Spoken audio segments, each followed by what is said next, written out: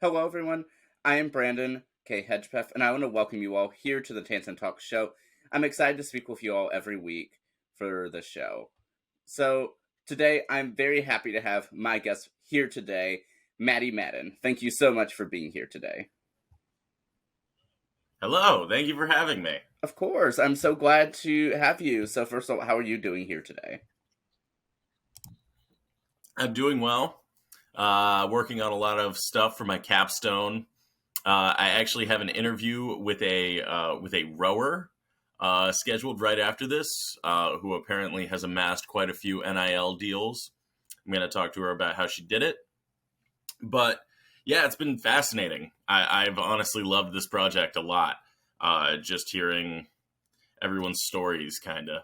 So yeah, and then other than that, I just applied for a job in the marketing department of ODU, and I think I'd be a good fit because I love ODU. So yeah, just waiting to hear back there. But I mean, I did just turn it in literally last night, literally 4 p.m. yesterday. So might be a little bit.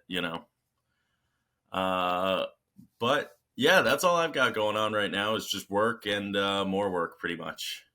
Wow, well, definitely best of luck with your interview and with your job application. I hope it all works out. Yes, yes. I positive vibes, hopefully. I, of course, wish you all the best. And so, if you're able to take a moment to go ahead and reintroduce yourself for those who are watching or listening here today on the Tansson Talks show. Yes. So my name is Matty Madden. I am a graduate student in the MA in Lifespan and Digital Communication program at Old Dominion University. I'm in my second year in the very last stretch of my final year. I will be done in August. But from now until July, I'm working on my qualitative research project, my capstone, as they call it, the final project of the graduate program. And I'm taking it very seriously. I'm really trying to track down interviews. Actually, let me go into my topic for a second. So my topic is basically since 2018, the NCAA, that's college athletics, has changed a lot of their rules to be less restrictive on student athletes. So the two main ones that I'm looking at are name, image, and likeness. The NCAA granted athletes the ability to monetize their name, image, and likeness, so they can kind of get brand deals, sponsorship deals now, based on the fact that they are a college athlete, which for years and years prior, that was restricted by the NCAA. So they're kind of figuring out the landscape of NIL, the value of a brand deal from college athletes, and the various ways that one can monetize their personal image. And so it's kind of interesting seeing all the various ways that it has shaken out, all the ideas that athletes have had. And also how it's added to the workload and the expectation of being a student athlete. I think it's just a fascinating topic because it's so multifaceted, so many different reactions to the rule change, both in the immediate and in the long term. But the other rule that I'm looking at is the NCAA changed the way its transfer portal functions.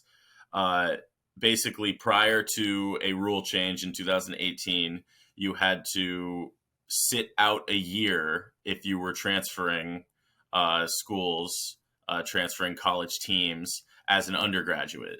So you would have to basically miss a year of your eligibility if you wanted to transfer. And so they did away with that rule. And so now you can transfer as an undergraduate. You get one transfer that you can just go immediately start playing, pretty much. And so obviously that has led to a massive uptick in transfers. A stat that I always point to is among football players in the NCAA. Prior to that rule change, 11% of NCAA football starting lineups were composed of transfers, and now after the rule change, it's gone up to 25%. And so ODU has seen a lot of people come in. They've also seen a lot of people go through the transfer portal. I just recently talked to one of our recent transfers. A guy came from Duke to here to play defensive end, and he was great. So hopefully that works out. Hopefully he gets a lot of playing time. Um, but yeah, that is my topic basically. Is I'm just interviewing lots of student athletes, getting their thoughts on NIL, the transfer portal, if they've had any experience with it. Some students, they have had experiences with the transfer portal and they know nothing about NIL. And some students, they put a lot of focus and stock into NIL, and they have no idea about the transfer portal because they like ODU. A lot of the Olympic sport programs like rowing, track athletes, swimming, they don't really think about transferring that much because ODU has strong programs in all those things. Field hockey as well, but then other programs, they kind of necessitate transferring. Like if you're looking to go to the NFL and you're not getting playing time at ODU's football team or on ODU's football team, you kind of really have no choice but to transfer. So every athlete kind of views it differently. And so being able to talk to everyone, get all their perspectives, it has definitely been fascinating.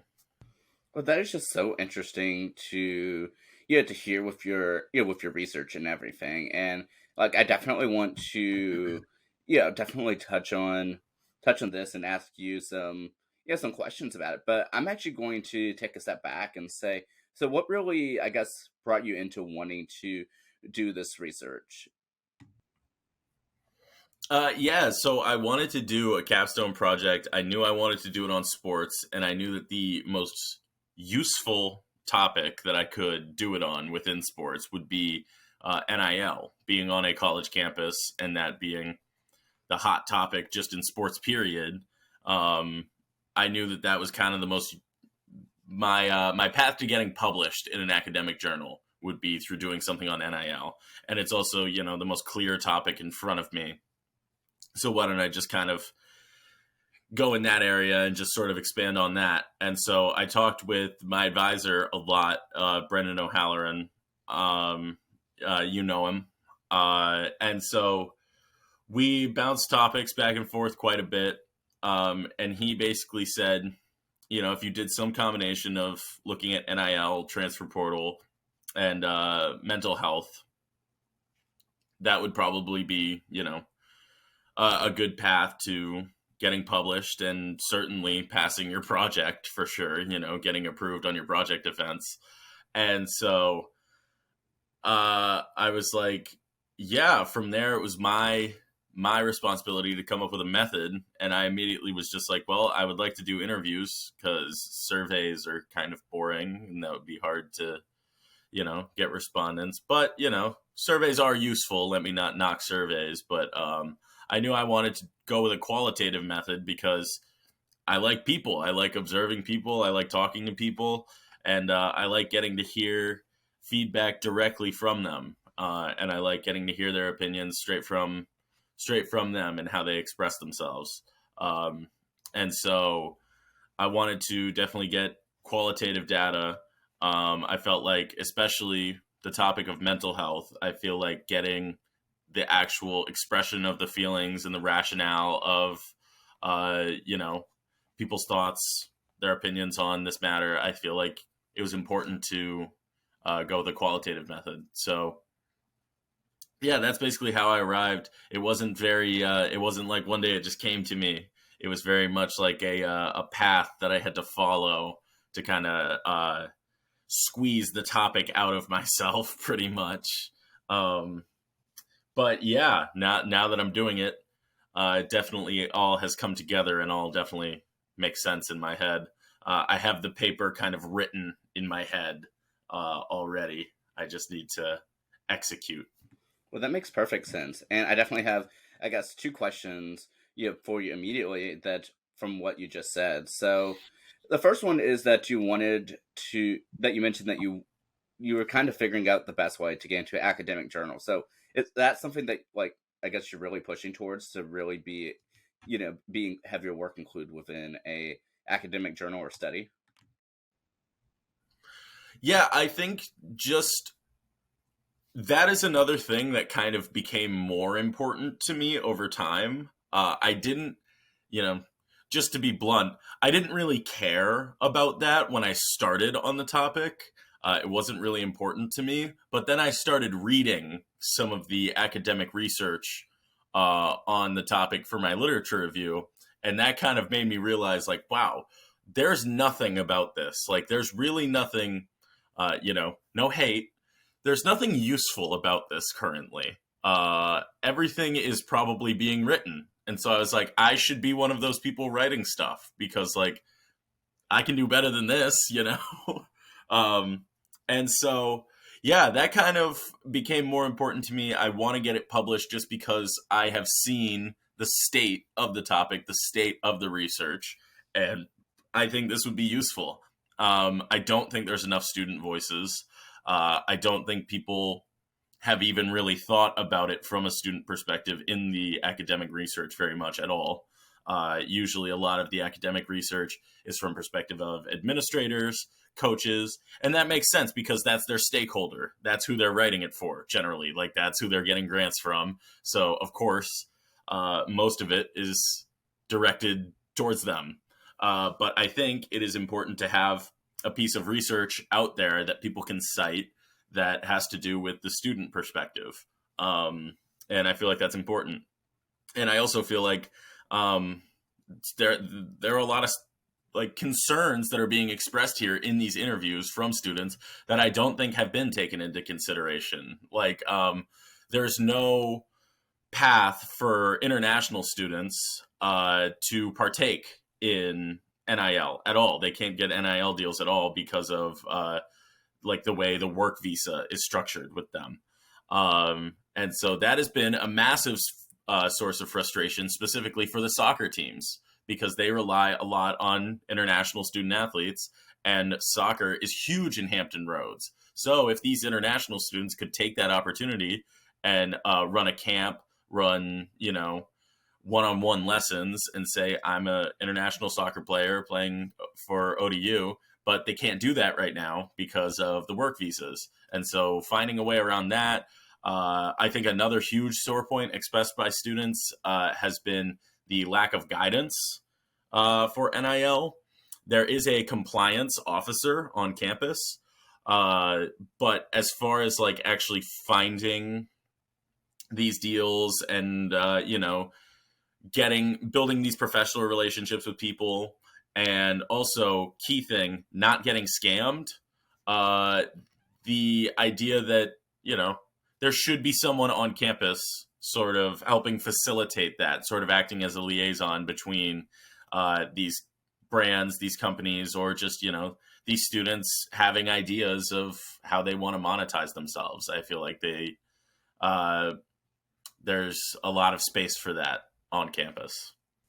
Well, that is just, I mean, I'm really glad that you are working to do the research and, like you said, have it student based because while there might be, so many different perspectives, well, there are so many perspectives, towards this, I guess this, up and coming, issue slash, I guess current event that, that we're in. I like that you are trying to make sure that this is in the present as possible and have actual perspectives and not just like data just to have data, but rather like understand where people are coming from, what their thoughts are, their legitimate concerns, and why this needs to be studied more. Right. Yeah, and so you mentioned that, of course, that this was one of those issues that you believe was just perfect for what you wanted to do and accomplish within your graduate student capstone project. And so had it always been in your mind that you wanted to do something sports related for it? Yeah, definitely. I mean, that has been my interest career wise. I like working in sports. It's a really fun environment.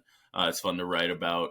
And the people are fun to talk to. Everyone kind of has their own reasoning for being in sports. And key thing that I enjoy that I love about working in sports that makes me want to stay in it forever is that nobody takes it too seriously for the most part. Um, Everyone kind of understands, you know, everyone adult working in sports kind of understands that the point of sports is to have fun. And yeah, I just enjoy working in that environment. And so I've sort of structured everything in my undergraduate and in my graduate career to get a career adjacent to sports. If I can't be actually working for a sports organization, like for example, I worked for the Virginia State Golf Association. That was like a dream job. I would love to just like work for another sports league again, in that capacity. But even just being on campus, being on the campus of ODU, where, I can at least have contacts with the sports information office and can write for them, attend games, help them whenever I can, in addition to my regular job, that would be ideal. Um, I love working in sports. It's fun. So yeah, I've definitely, since day one, have always planned to do something in sports. It also helps that my closest, I don't know to call it, ally, I guess, in the school is Dr. O'Halloran. Him and I have been super close for years now, and we kind of work together on stuff. A collaborator, I guess, but he's more so stirring the drink. I'm like his Renfield kind of. But yeah, his interest is really heavily in sports and social media, and we're actually working on a thing about Reddit over the summer. That's pretty cool.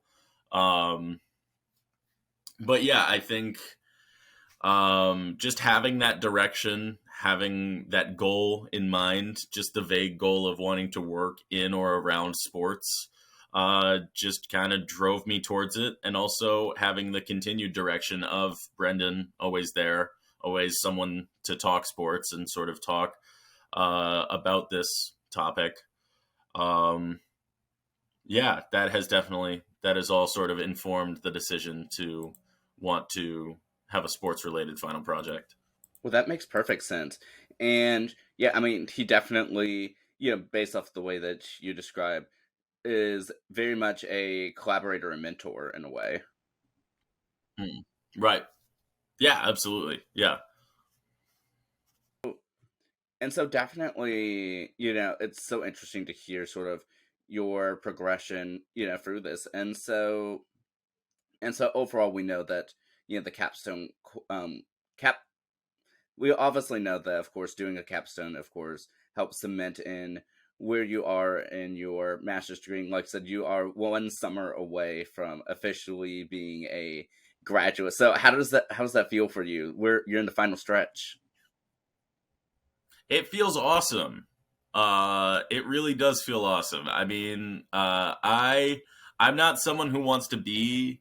I don't think I'm someone who wants to be in academia forever. So like the idea of getting out and finally being done with school, like I've never really not been in school as an adult. Um, so yeah, the idea of being separated from school and finally being done with it, and also having the accomplishment of like, yeah, I finished the degree and my project was awesome. And it was a dream doing the project. Um, yeah, it's all pretty fantastic. It's all very rewarding. I mean, I got very, very frustrated in my first year of grad school, and was like contemplating quitting and really like wanted to, but I'm glad I stuck it out because it gave me the opportunity to do cool stuff like this, and also the knowledge that having a master's degree generally gets you a salary boost on your first salary. Generally, in office workplaces, get you a bump of some kind. That's nice. Um, yeah, there's a lot of, and also, um, yeah, it's only 2 years, but also only 13% of people have a master's degree. So it's a big accomplishment. It shows that you, one, that you were smart enough to finish an undergraduate degree, and then also that you were driven and passionate enough to care enough about your education that you chose to go after a second degree. Um, and so, yeah, I think it shows a degree of commitment and maturity and intelligence. I feel like people who have a master's degree um, are generally just trusted. I feel like so. Yeah, it's a good feeling. That's really interesting to hear. And actually, I want to, I mean, actually ask you a question regarding to, yeah, I guess how you progress within your master's program. So the last time I really had a chance to, speak with you on my, back then on my Brands Corner podcast for the episode that released on March 19th of 2022, you had just like gotten into your second full-time semester of being a graduate student, and you spoke a bit about your experience then. And so, as you just mentioned a few minutes ago, that towards the end of that first year, that you were really contemplating, just quitting it and leaving. So, I guess what had changed between the last time we spoke and then I guess then to now. Um, yeah, I don't know. I think I took some time off and just kind of. I think what really got to me is and like kind of made me want to leave school and maybe come back to it at a later time is that in school you are constantly being evaluated, and it's like, yeah, that's why it's so rewarding for people, because they're constantly being evaluated and they're getting feedback from very intelligent people, and that is rewarding. That is a good feeling.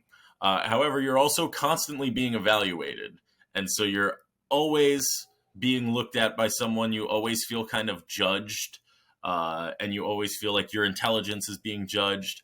But you kind of have to reframe it in your mind as just being like, look, you're at the table, like you're intelligent enough to be there, and so any sort of feedback you get, don't take it personally. Basically, you have to separate your work in class from the person you are. Those are two different things.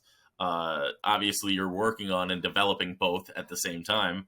But yeah, overall, you just need to uh, depersonalize it a little bit. Uh, the people who you're turning papers into, they look at, thousands of papers all the time. So if you mess up in a paper, they're not going to think that you're stupid immediately. So yeah, there's a lot of things that I kind of reframed in my mind to make coming back to school and finishing easier, and just recognize that some things that I do, they are personal efforts that I should take criticism of personally, but then some things are things that I'm doing to complete the requirements. So, um, yeah, yeah, that's kind of my thought process in coming back.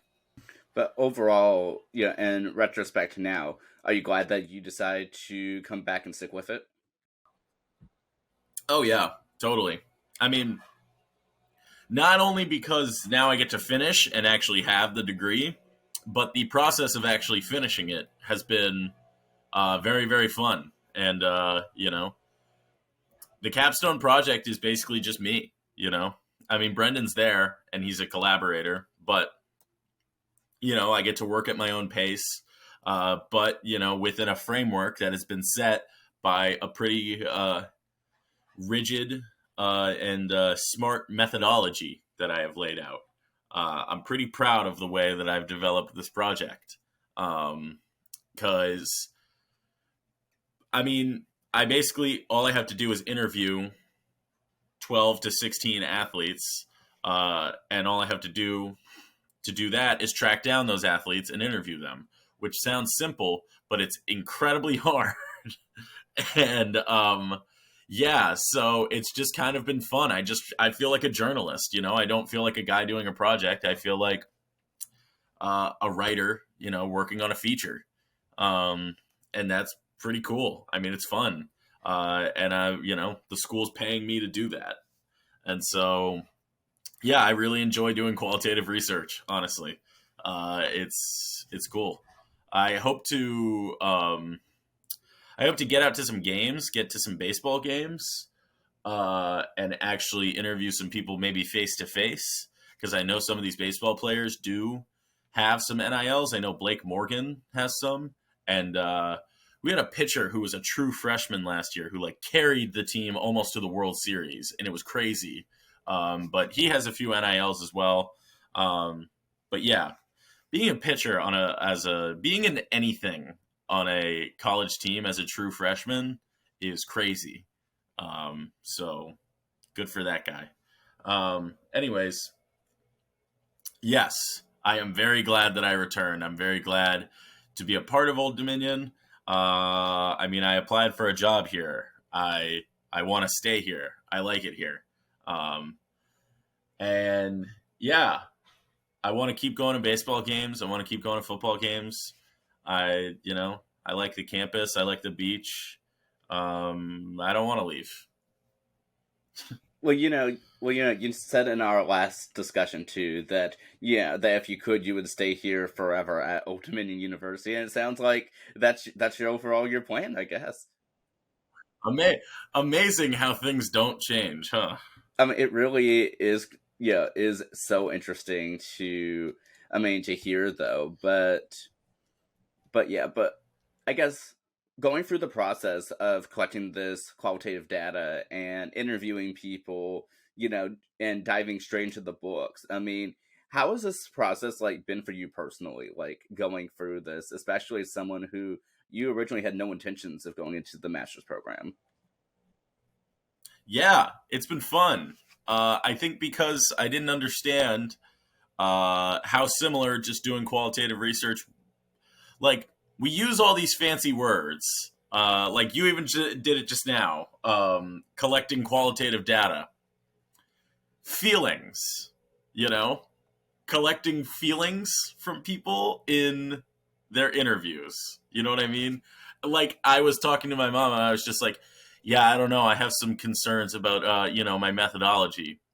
You mean the list of interview questions that you did? Like, yeah, you kind of just understand everything in a more simple way, but we still use all these fancy words just because that's the language, that's the formality.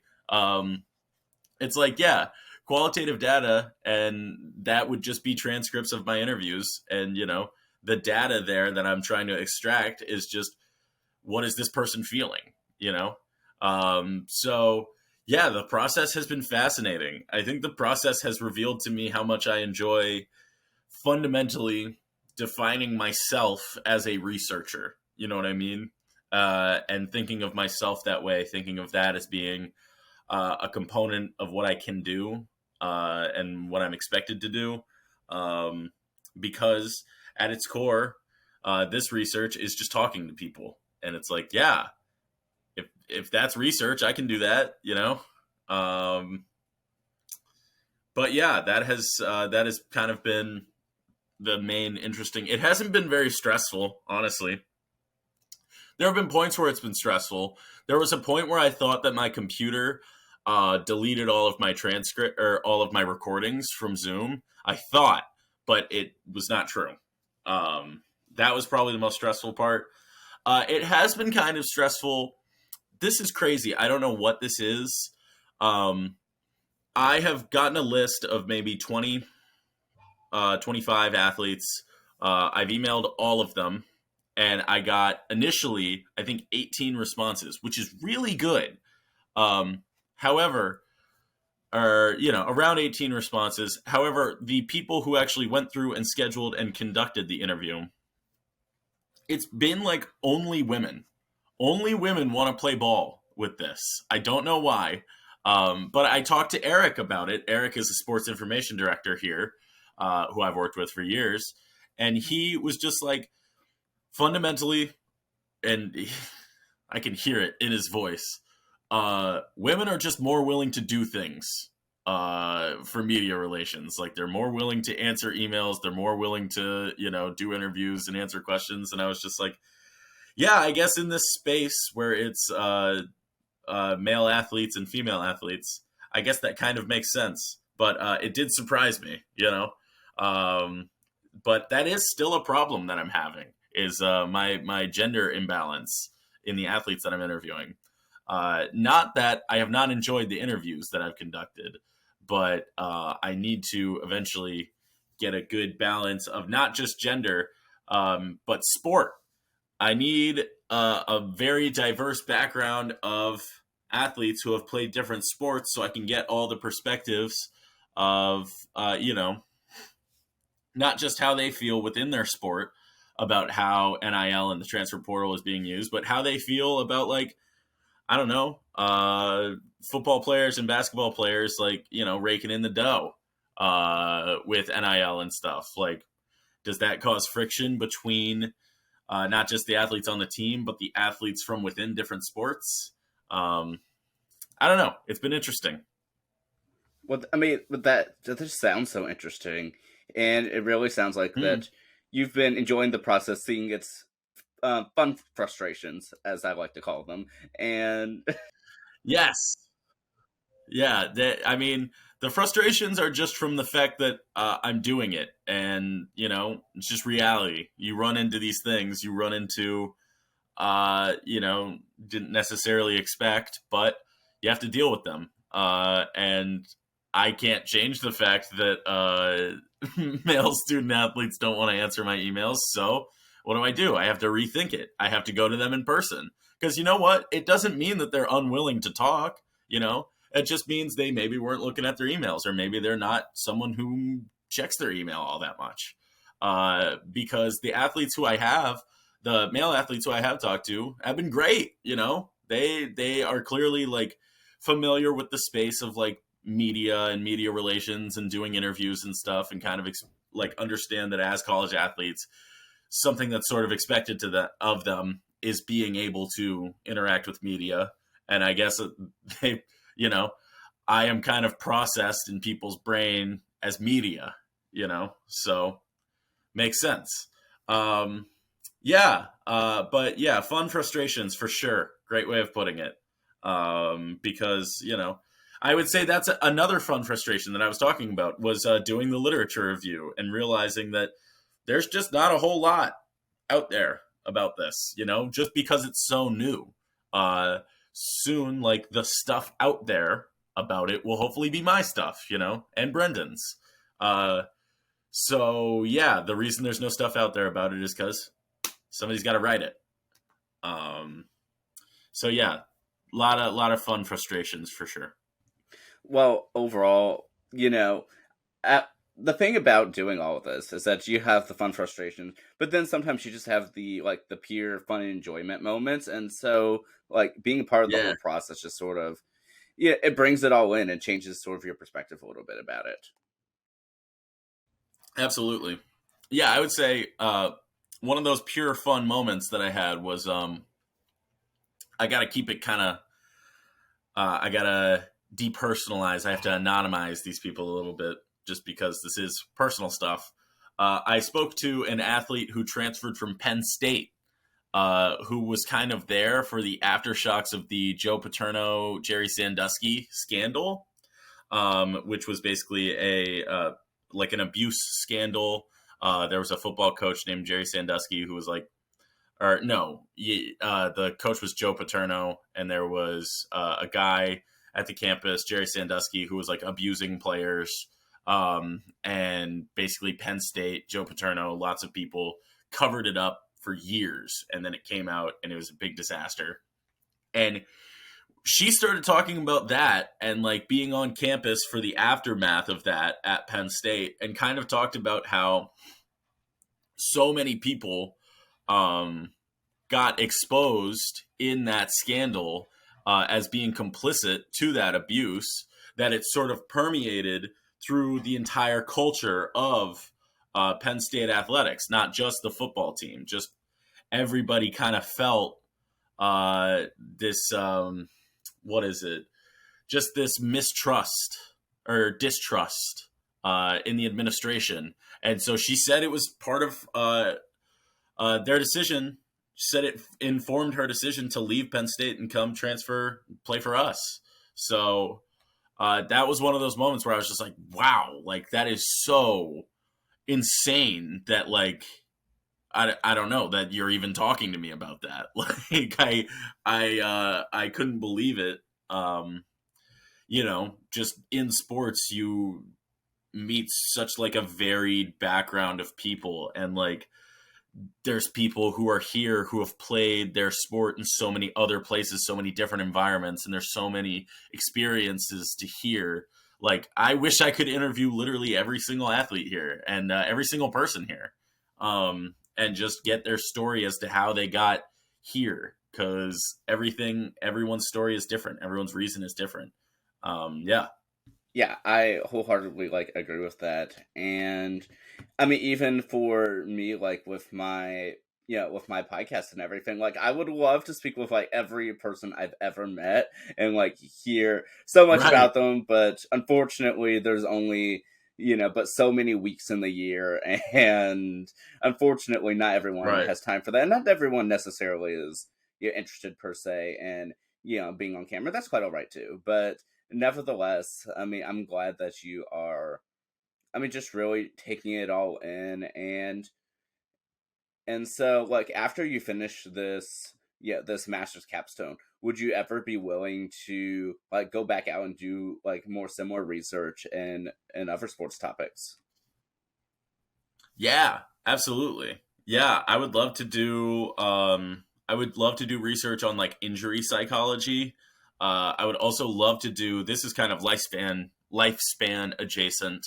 I would love to do a study on retirement and like athletes retiring and kind of the psychology of that, how they cope, what they kind of look to fill that void. Because the idea, I spoke to Trey Battle about this from the Dallas Cowboys. Actually, he came to ODU to speak at a mental health symposium that we were having, and we were talking about like the idea of being an athlete and you're one thing your whole life basically, and other things kind of get ignored in favor of your athletic skill. And this is, especially true for people who reach the highest level. Even when they're in college, school is not that important. It's football. And so once they retire, they kind of have lost their thing and they've lost their identity. And like seeing how they cope and where they go from there, that's just something that's interesting to me. That's something I would love to do some qualitative research on, and interview a bunch of retired athletes. That'd be super cool.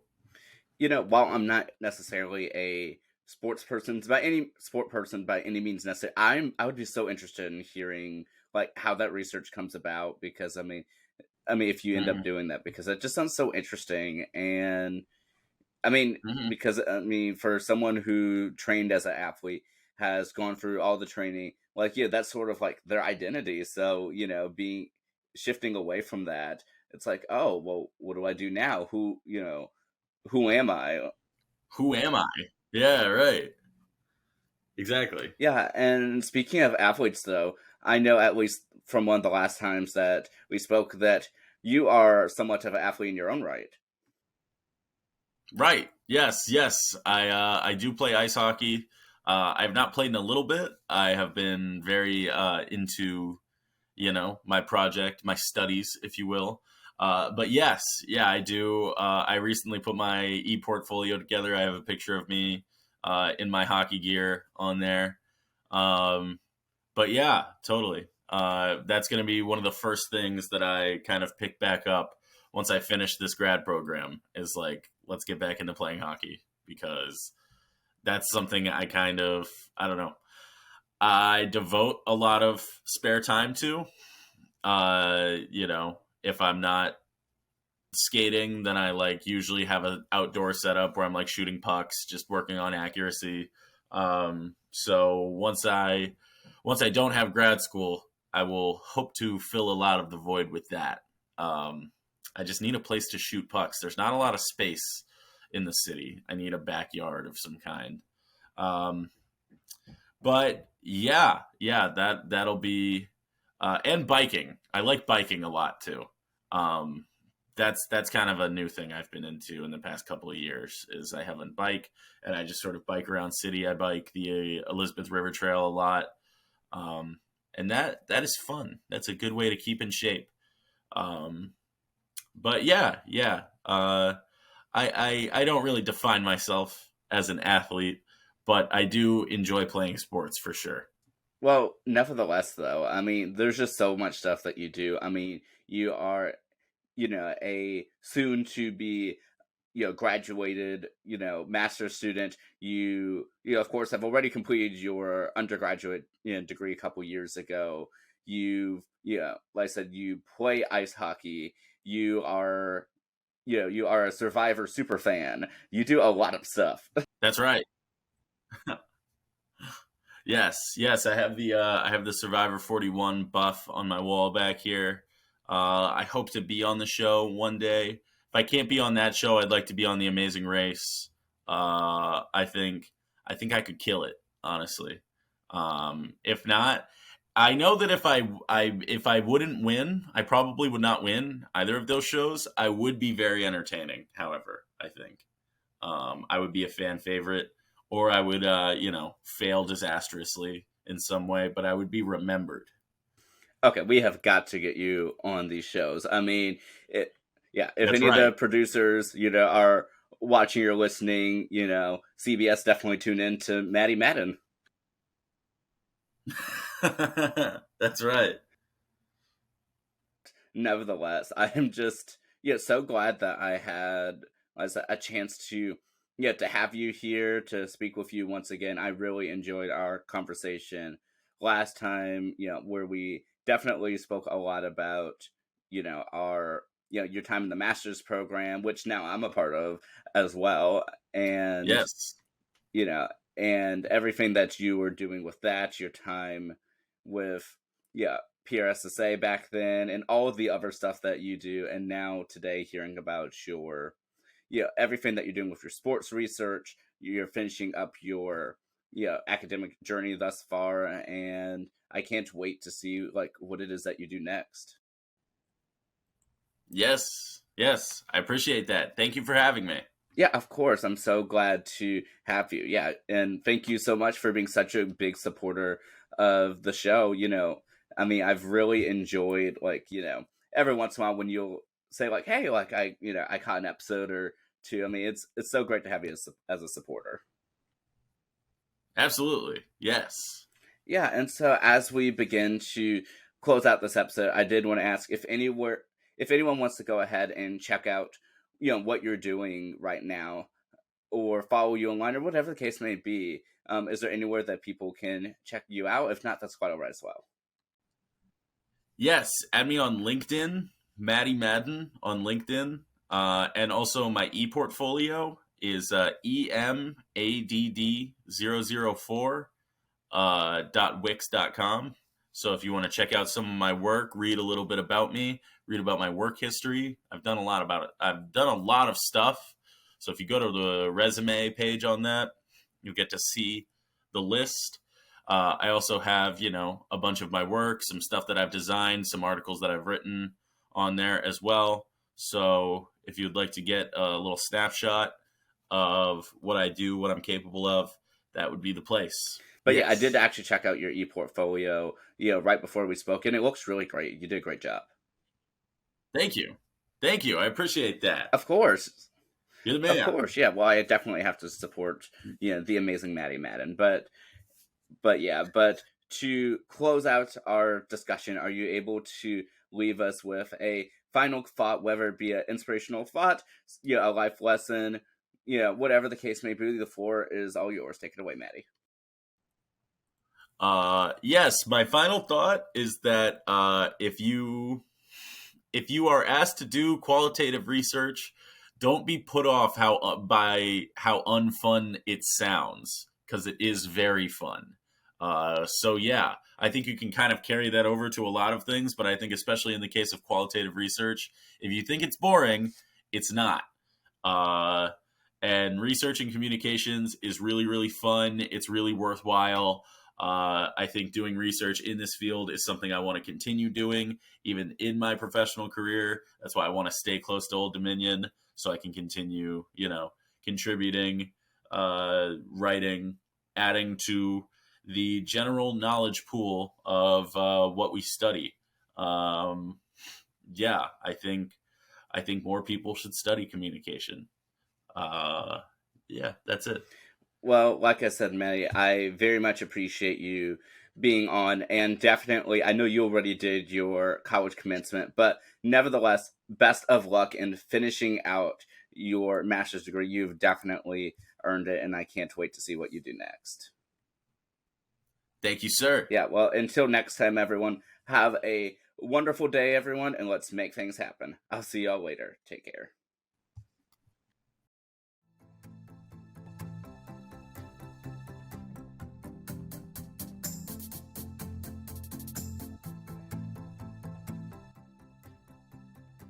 And that's a wrap on this episode. Thank you all so much for tuning in to the Tansson Talks show. A big thank you goes out to our sponsor, Descript, for sponsoring this episode. If you're interested in checking out transcription tools, be sure to find our affiliate link for Descript in the description of this episode. Also, if you'd like to check out any of our official merchandise, go ahead and find us at merch.tanssonmedia.com. Of course, be sure to subscribe to the Tansson Talks show on YouTube or anywhere you can find podcasts. Until next time, this has been Brandon, and I'll see y'all later. Take care.